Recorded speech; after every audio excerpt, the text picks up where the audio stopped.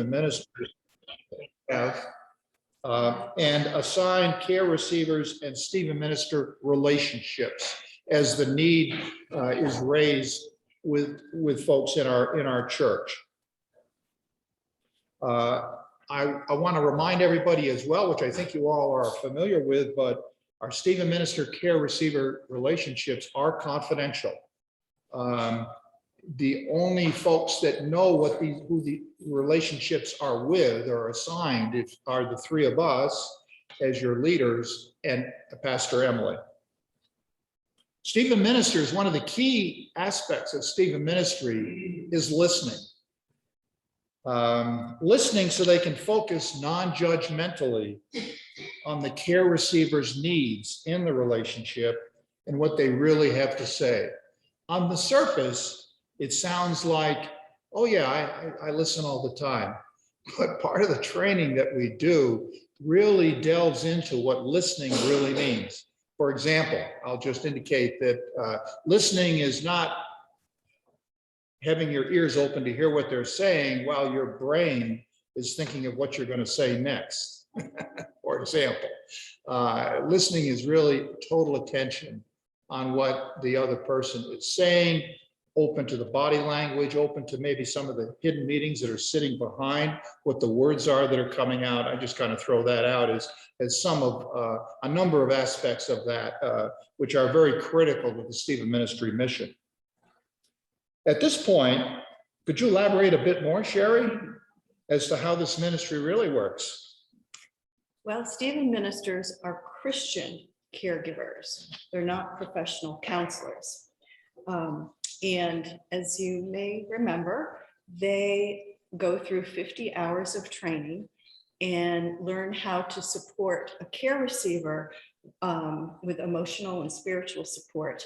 And when a care receiver has experienced a challenge, and the challenges range from the loss of a loved one, loss of a job, just being lonely,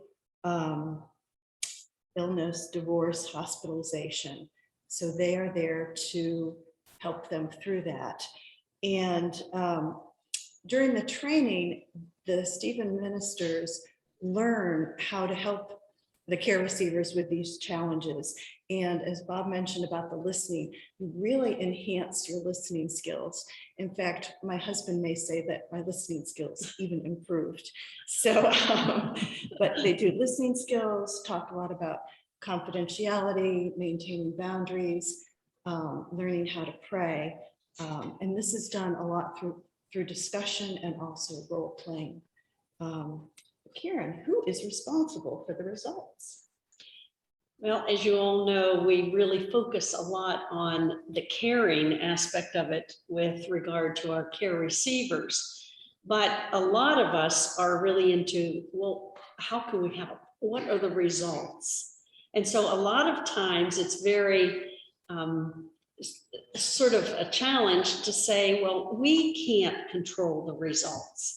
We need to sit back and take a look at the whole process. And we look at the fact that although we're interested in the caring of it, we're really looking at the third person in the room, and that is God, and God is the cure giver. We're the caregiver, God is the cure giver. And again, we look at it as a process. Something just can't be fixed, and it can't be fixed overnight, and it can't be fixed on our terms. And we don't even know how it's going to end and what the result is going to be. We're really looking at the whole process, listening to the person as a care receiver, helping that person through the various aspects in the process of the situation. And we look at it as what we would do, let's say in a garden situation or farming situation. We look at it as tilling the garden or fertilizing the garden, planting, cultivating, and God hopefully will have that seed or plant grow with the rain and the nutrients that are necessary. We can do what we can do with listening to persons and helping them through that process, but we really have to look at that third person in the room as vital and integral to the process, and that is God as the caregiver. Can you add to that, Bob? Yeah, I think it's, both of you have presented a pretty good balanced view of what we're trying to accomplish here between the two dimensions of what our role is as Stephen ministers and God's role is as the third person in the room. A way of looking at this in terms of building on what both Sherry and Karen have commented on is we're really focused as caregivers on creating an environment where God is allowed to come into the relationship and be part of the care receiver in their decision process as they try to determine what the best outcomes for them should be, not for us on their behalf. So this whole process is kind of a little different than you might say normal therapy kind of processes are from that perspective. However, creating this environment to invite and accept God into the relationship is easier said than done, okay? But it's easier to do than most class students think of.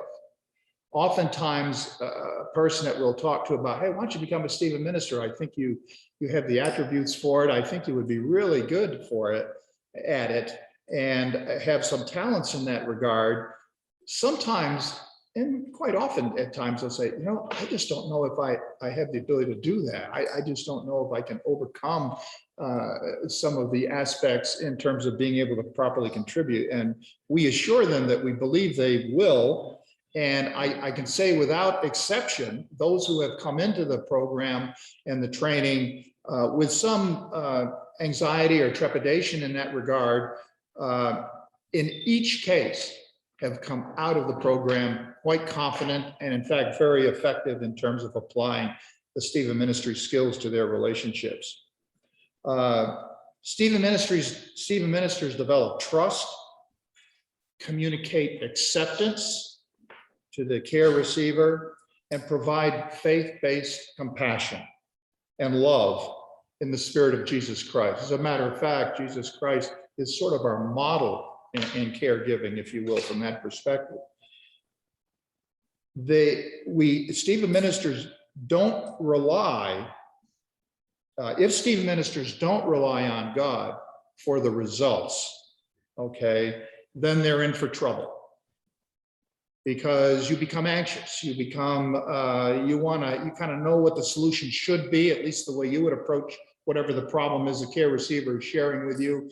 So you want to kind of push them in that direction.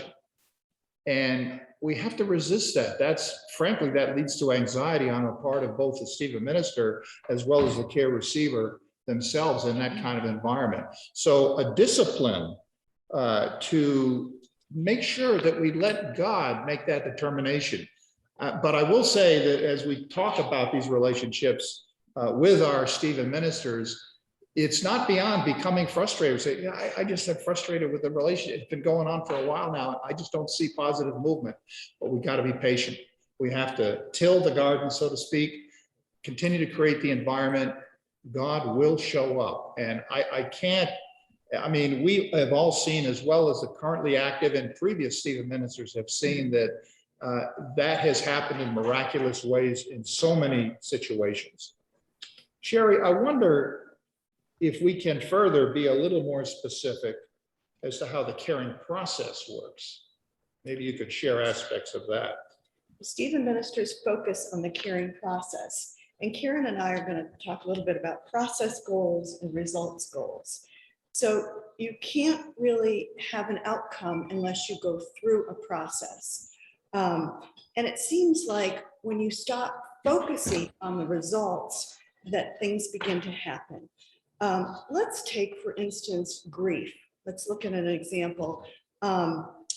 Maybe we have a care receiver whose husband passed away, and she's trying to go back to work, and she's worried that maybe people will come up to her and express their sympathy and how she's going to respond to them.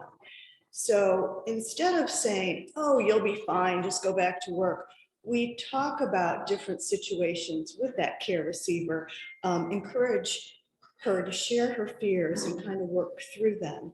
And in doing that, the results. Do you want to talk about those Yeah. results, or should I go on to Yeah. the? I was going to say that sometimes, we sort of jump in to say, well, when you're feeling sad, why don't we come to bingo every Friday night? Or, I have a good solution. When I was feeling really sad a long time ago, I came to bingo, or I came to church every week, and I started feeling much better. Instead of, as Sherry's saying, well, let's sort of talk about what your feelings are and how would your feelings, what would you do in a situation? Let's say you go to work and you're feeling bad, and somebody comes over to you. What would you expect to hear from somebody? Or what would you like to hear? Or are you just going to stay away from them and go down the hallway and get busy in your own work? So we have to sort of look at, well, what are your fears? What kinds of things would you be reluctant to discuss? And how would you handle it? And so you try to work through that whole process instead of cutting somebody off and just simply saying, I did this, and this might be a good solution for you. Or if, let's say, somebody has lost their job, you might say, well, let's get your resume ready and let's take a look at other places we can look. I know some ideas. So we take a look at what the results could be, but we don't really know what those results are going to be. And we're not really into somebody else's head as far as what would really make that person want to pursue another kind of a job. So we look at different kinds of options with that person, or help that person walk through that whole process instead of our process. And sometimes the person will say, we talked about, oh, I'm fine. And we sort of say, well, fine means feelings I'm not expressing. So we encourage them to help them to consider different things in order to move on in their life. If grief is a situation, really any situation. And again,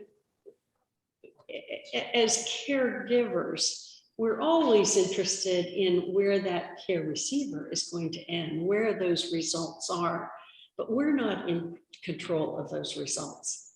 And instead of us giving that person some suggestions for results, we take a look at working that whole process of where people are at certain times. Is it a current grief process and start, or has that person walked through a particular process and is in a different spot at that time? And what kinds of things are important to that person at that time, not what's important to us. Yeah, thanks, Carrie and Sharon. Those are all good points. It's not in our natural state. I mean, many of us through our lives take responsibility for things in our careers. We're expected and looked upon by others to provide solutions for problems and issues that come up not only in life, but in whatever our careers are, to solve problems. We're expected to do that. So we oftentimes grow up feeling that we're in control, and we're expected to be in control. We're expected to provide results. And what we're talking about here, and what Karen and Sherry have shared with you, is not that. It's depending upon God to lead the way.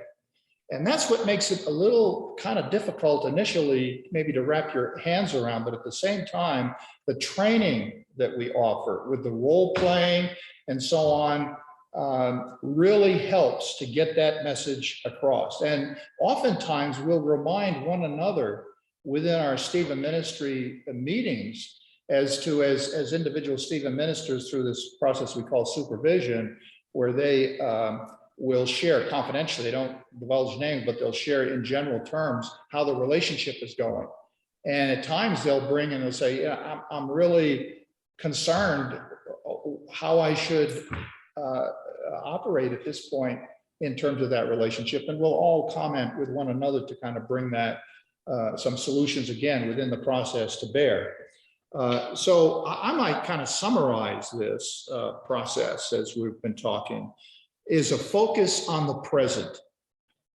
Don't focus on the future, on the present. And in fact, in Matthew 6, verse 34, that verse says, therefore, do not be anxious about tomorrow, for tomorrow will be anxious for itself, which is again his words about the present. Given the assurance of God's loving presence and healing power, Stephen ministers then are free to give themselves completely to the caring process. There are numerous examples at our church where God's healing power has overcome and been enabled through Stephen ministry relationships. And the care receivers come out on the other end of the issues that they're tackling in a very, very positive way, but in a way in which they decided, with God's help, what the solutions were going to be, not the Stephen minister. Actually, during worship this morning, Wendy Kuhn is going to share with you her experience in a particular situation involving this as well. Key thing here is trust in the Lord. The Lord will be there. Wouldn't you agree that touching our spiritual depths also in this relationship is important as part of the process, Karen? I do, and that's what differentiates a Stephen minister from, let's say, a counselor. A lot of times people have been in different situations with therapeutic situations or listening and so on, but we really try to focus on where God is in this relationship and trusting God. And we try to work with our care receivers on that trust and on prayer and waiting for God to be there in that kind of a relationship and being present in that relationship, being present with us as well as with that care receiver. And during our supervision, during our classes, we're very much aware of that third person in the room and the spirit and where we are with our relationships with care receivers. You know, a lot of times, as Bob mentioned, we just think that we're really getting nowhere, that this person is still grieving or this person has been distraught about certain situations, and we just don't think that we are doing any good with that person, that we don't see a lot of progress. And we have to be reminded that, and we remind ourselves also of where we are in that relationship, where the person was when they first started, what kinds of situations they were dealing with and where they've come. And we see that God is the one that is really providing the support and the comfort and the process for that person as they go through the grieving process, or they go through a job search, or dealing with other kinds of situations that may occur. So we really focus a lot on the spirituality. We look a lot at prayer. We look a lot at different kinds of resources that we can bring to that situation. And many times we will begin with building prayers to help that person along and build that whole relationship of spiritual caring.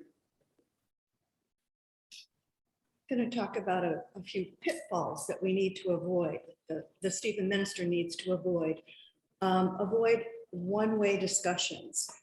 So when the Stephen minister meets with a care receiver, we suggest that whether it's by phone or Zoom or in person, that they pray before they go in and just sort of focus on what they're going to be present with the care receiver.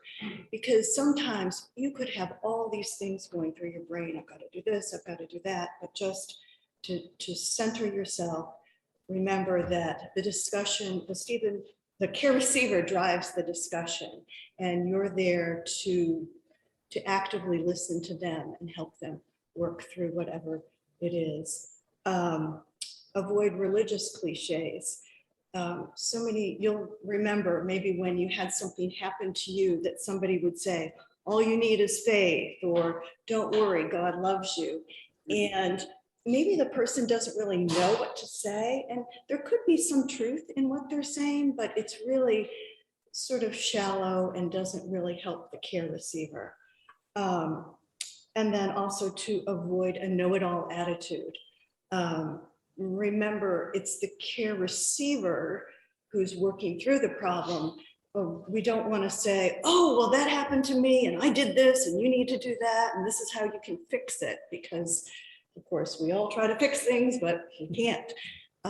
So just helping them, asking them questions, and helping them come to a solution with God's help. What resources do Stephen ministers find helpful? Well, I'm glad you asked, Sherry. Yeah, this is a good time to talk about those resources, actually. And the Bible clearly is a resource.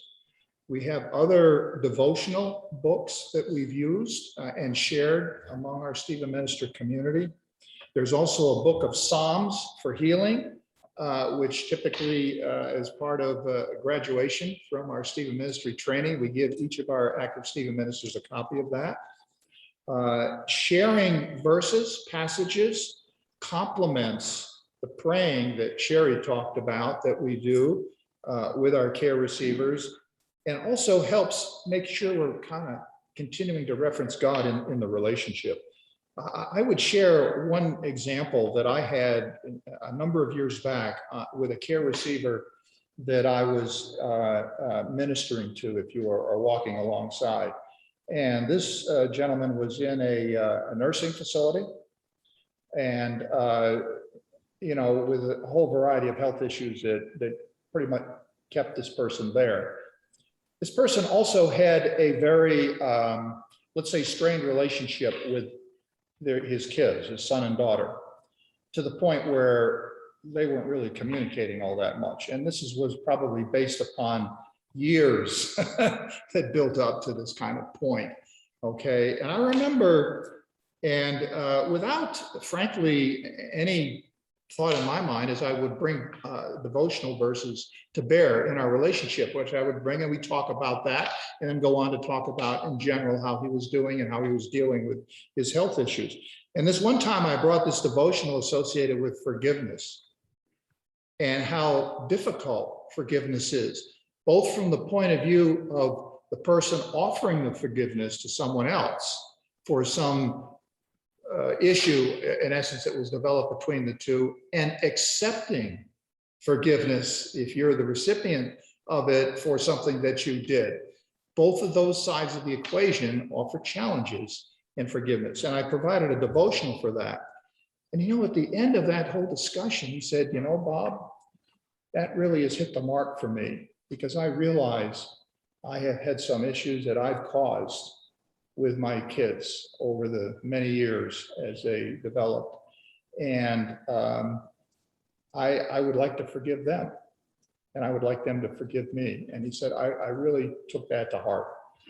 I just offer that as one of innumerable examples that each of us could probably offer in terms of how important this spiritual dimension is, and in particular, the use of the Bible and other devotionals as a resource in this regard. Could you talk a little bit more, Sherry, about prayer? Sure. Prayer, as we share burdens and pray together, you draw closer. As you draw closer to God, you draw closer to one another. And prayer, we work a lot on practicing prayer in our training. And a lot of times, Stephen ministers will come in and say, oh, I'm not comfortable praying. And we work on that. And it depends on when you meet with your care receiver, sometimes they're not ready to pray. And so you can hold them in your prayers, but maybe they're not ready to pray with you quite yet. And prayer comes, usually it does come during the meeting or at some point in your relationship. And sometimes we pray at the beginning, sometimes we pray at the end. And a lot of times the care receiver will tell us something they want included in that prayer. And sometimes they join in the prayer also. So prayer becomes very central to the relationship. Karen, what other resources might a Stephen minister find helpful? It almost as an extension of prayer is a blessing too. And again, as Sherry was saying, with prayer, we spend a lot of time on that. And we try to build a prayer. A lot of people, like she said, don't feel comfortable starting with prayer. And so we help to take a look at what the situation is at that time. And again, asking people what they would like to pray for, or if you hear something, good news during your visit, maybe that's a time for prayer or a time for a blessing. So as a continuation of prayer can be a blessing. And that again can come at any time during your visit, or it can come in the form of a note to your care receiver. And it could be something like peace and joy be with you, or God bless you, or blessings to you and your family. It can be just a short verse that you might write in a card, but it's a form of a prayer, but it doesn't have to be lengthy. It can be just a short saying from a Bible verse, or something that you relate to that person as a blessing. Okay, but it's a form of a prayer as well. Yeah, thanks, Karen. Yeah, just one other comment on prayer.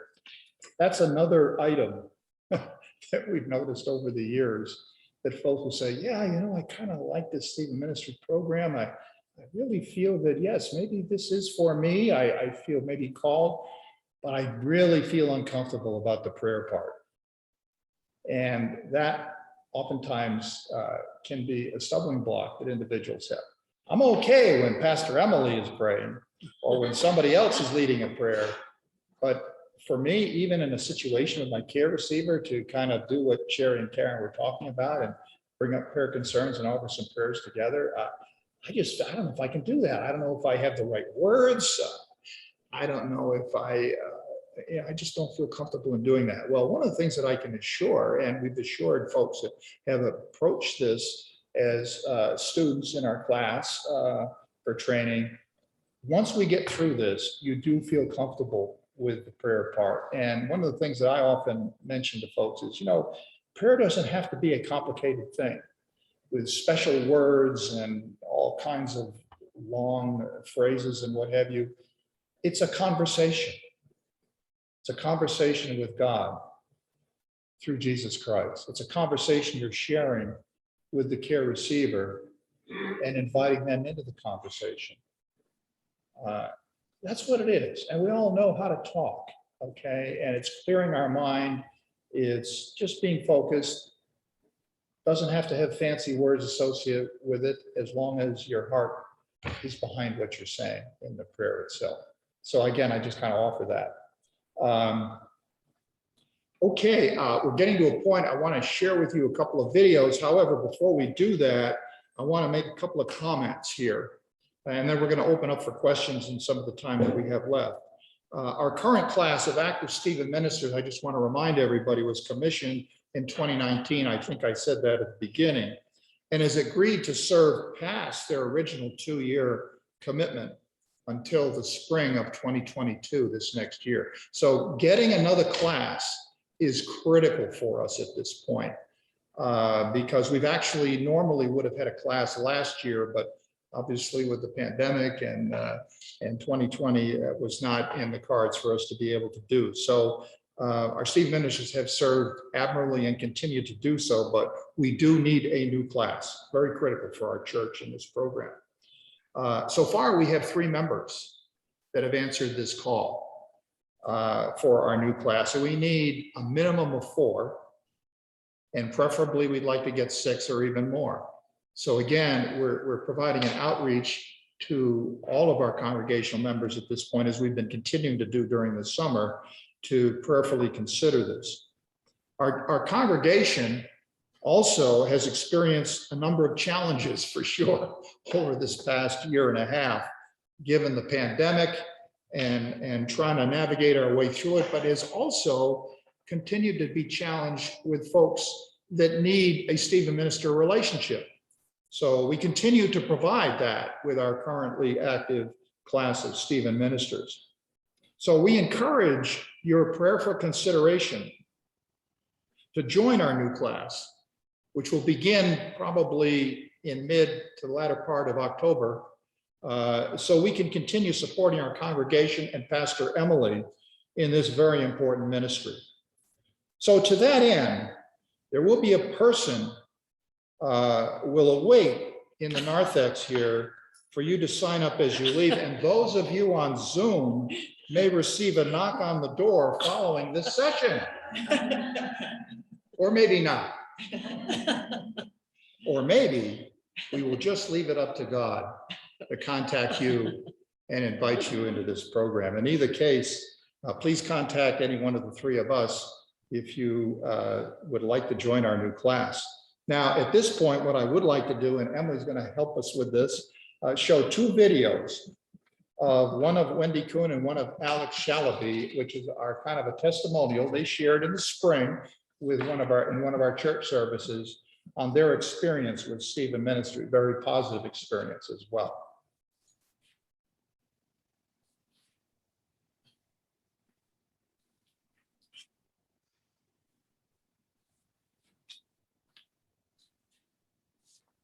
I'm going to turn this screen around so you all can see it as well as the folks at home. I've sat at these pews for many years and have the privilege to witness many members of our faith community personal testimonies to how he decided to be.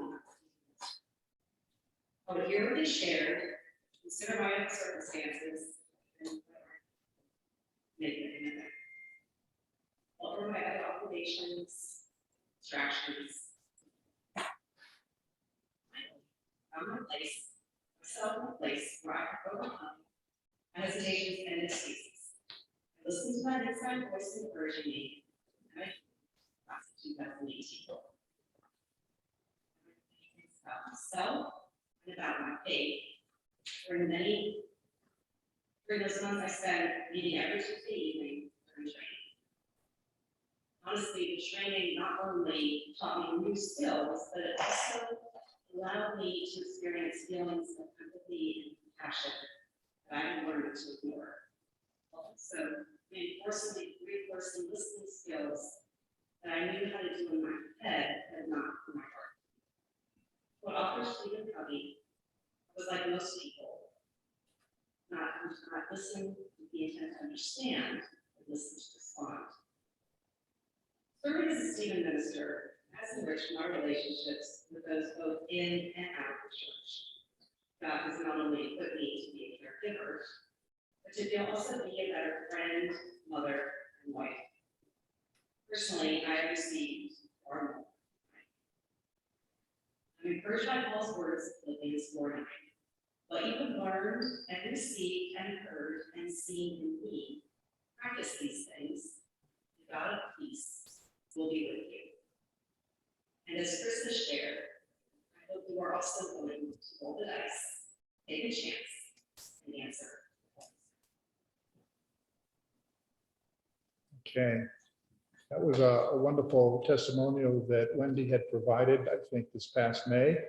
And I just want to also share a second one, which Alex provided as well, which was equally very powerful, I thought.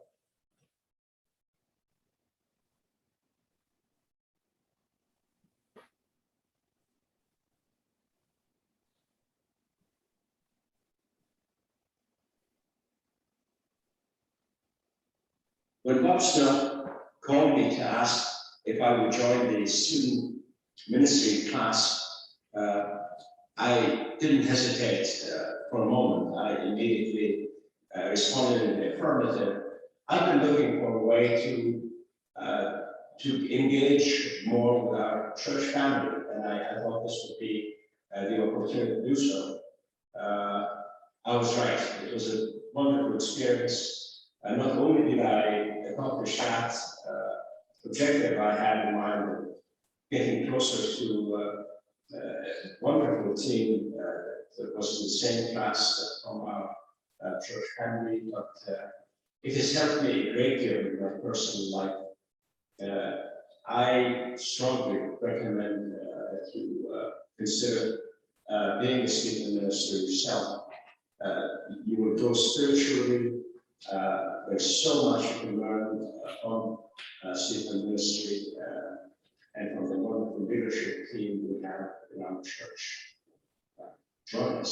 It's a great mission. Thank you. Thank you, Alex. And Wendy is sitting in the back as well. So at this point, we'd like to open up for questions. I know we've been extremely clear, so there may not be too many questions because of our clarity and presentation, but on the other side of the coin, there very well may be. So at this point, for those of you on Zoom and those of you in person here, would you have any questions, either relevant to the program or just Stephen Ministry in general that you might have?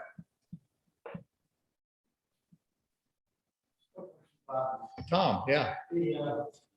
So when we have a care receiver, do they ever graduate? From a care receiver perspective?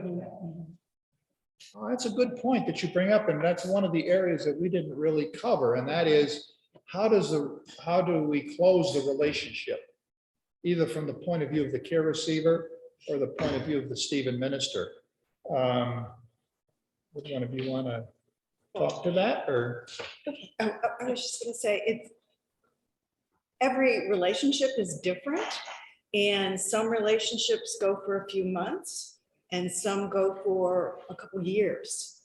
And so it just sort of takes its natural course, and you feel together when it's time to move from the Stephen minister care receiver relationship to almost more of a friendship.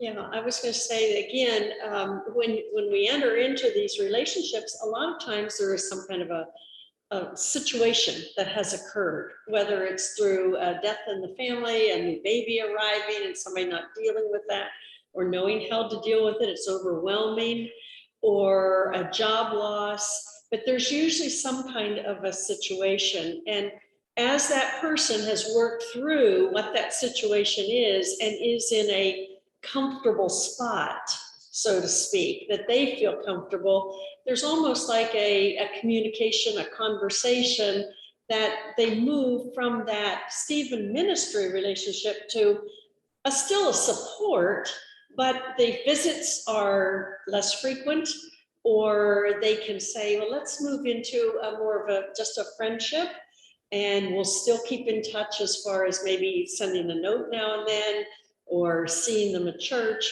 But it's a mutual kind of it's a closing of the Stephen ministry relationship, but it's still a continuation of the relationship. Yeah, that's a good point. I might just mention, by the way, typically for our new class, we don't share the 2-year experience. We kind of keep it to the closer ones. I'm only kidding a little bit, but we don't want to scare our new class away with, a long-term commitment. But more seriously though, I would say that typically if it is a very long relationship, we've had situations where we've changed Stephen ministers, either from the point of view of maybe the one Stephen minister either has some other obligations or maybe coming to the end of their service period, or maybe feeling that there would be somebody else that would be maybe more appropriate at this point, given where the relationship stands.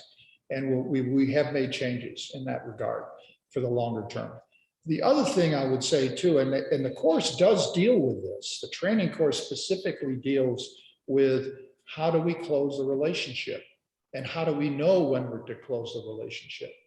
And as I think Sherry remarked in the beginning a little bit, Tom, to your point, it sort of gets to a point where it's, kind of obvious on both parts, both from the point of view of the care receiver, as well as the Stephen minister, that I don't need this ministry now. Maybe we continue some friendships, and that's often happened and what have you, but in the quote Stephen ministry role, we don't need that further because the issues have been resolved by the care receiver in terms of going forward.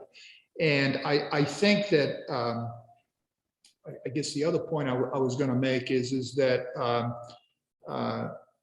we talk about this in our supervision. I think we've mentioned that before, that we meet twice a month typically as a group for the Stephen ministers and the leaders. And we talk about, again, on a confidential basis in terms of who's involved and so on, but in general about the relationships.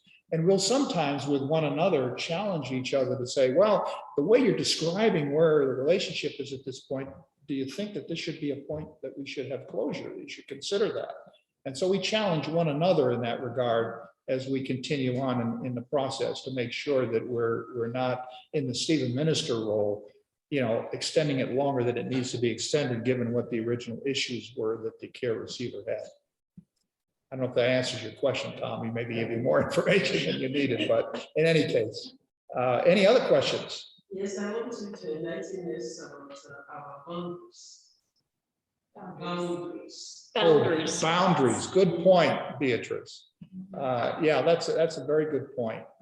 Yeah, boundaries is an issue. I'm glad you brought that up, because what are boundaries? Well, Stephen ministers are not there to drive the person to pick up groceries every week, or to necessarily even drive the person to church every week, or make all of these arrangements on behalf of the person. They're there to walk alongside the person and to minister for their care, and also at the same time to help them to resolve the problems. There are other, well, actually congregational care provides some of those, meals and other support that we do provide to folks within our faith community. But Stephen ministry doesn't do that. So it's a recognition of boundaries. In fact, there's a whole section on that within our training, where we talk about boundaries from the standpoint of the relationship itself, and making sure that we're not crossing our own boundaries, as well as what the care receiver may want to ask us to do. That's not to say that there aren't situations. I mean, I had one situation with a care receiver where in our discussions, he liked a particular brand of a Raisin Bran, I think it was. He just liked to eat that. And sometimes what I do, I just pick up a box on the way to the meeting. Now, from a boundaries point of view, I shouldn't necessarily be doing that, but it was fine. I did that. So I want to also mention that it's not like this rigid thing. Can't do this, can do this, et cetera, et cetera. It's more of a general intention of respecting boundaries and know when you're trying to be, I want to use the word, maybe trying to be taken advantage of a little bit, maybe by the care receiver, because they're reaching out for some help with some transactional things that they're having difficulty finding. It might be better to point them in a different direction in terms of getting that help, as opposed to providing that yourself. I don't know, is there anything else that I've left out in that? No, I think that was good. Sometimes people will, if they've lost a job or whatever, they might jump in and say, well, here, I'll help you write a resume, or here, why don't I get you an appointment to go see this HR person for a job or whatever. But that really isn't our role. We can help to direct that person into different kinds of resources, but not necessarily we go and do something for that person like that. Good point. Thanks for bringing it. Mary Margaret. Our former student ministers, those who went through the program a number of years ago, are they ever asked to deal with their current care receiver? Take that, sure. They are. We've had some situations where all the Stephen ministers have care receivers. So we've called some people back to help out. And because once a Stephen minister, always a Stephen minister. It is something that stays with you throughout your life, frankly, even once you finish your service period, if you will. And frankly, and I've made this statement many times before, I think one of the aspects of this faith community at PPC is its compassion, and sort of like a family, I've used that word before, for one another, and the way we outreach to others. That gets reinforced time and time again. Stephanie, did you? Yeah, Sonia has a question. Yes. So she needs to unmute. Sonia. Sonia, you need to. You need to unmute. I was just wondering how many care receivers a Stephen minister has at one time, and what kind of time are you putting in on a weekly or monthly or yearly basis during your term of office? Yeah, a care receiver generally only has one, I'm sorry, Stephen minister only has one care receiver at a time. Now, there've been one or two small exceptions to that, but it's more been from the standpoint of what a particular Stephen minister wanted to do as opposed to our general policy. So there's only one care receiver at a time for Stephen minister. That's generally what we do. And the other part of your question was, The length of time. oh, how much time? Meeting once a week for an hour with the person is typically what we're looking to do. And sometimes you have to be flexible if the person has, travel things or job things or so on. And when that meeting is, it's generally set up mutually between the two of them. Sometimes we've been doing a lot of that with Zoom during this past year, but if we can meet in person, that's a good thing as well. So once a week to meet. Sometimes it might be once every other week. It varies, but that's typically what we expect to have when you're assigned a care receiver. Thank you. I want to just follow up with some of what's been said and say that thanks to the leadership of Bob and Sherry and Karen, this ministry has been able to flourish and really become a foundation for who this community is.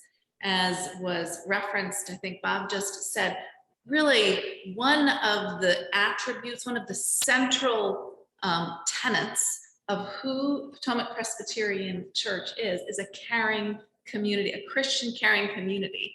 And largely that's because of this ministry. It's a quiet ministry that sort of goes about its business, not really outwardly, but it's much more of an inward inward ministry that then is made manifest outward in so many different ways. So thank you all very much for your leadership with this ministry. All of you who are Stephen ministers, thank you for that. And those of you who have signed on to be care receivers, thank you for making yourselves vulnerable in that way to receive the care. Sometimes it's hard to say, yeah, I need help. I need God now. So the service today will accentuate some of these points, and will certainly give thanks to God for this ministry. But I just wanted to acknowledge that it's largely thanks to the leadership of these three that this ministry has been able to flourish, and that this has become such a bedrock of who this community is. So we're going to need to wrap up. Yes. And get ourselves transitioned to ministry, but want to say thank you so much for the wisdom and care and time that you've shared with us this morning. And yeah, that's it. And we'll transition and continue the conversation, continue the ministry in worship today. Blessings. Thank you.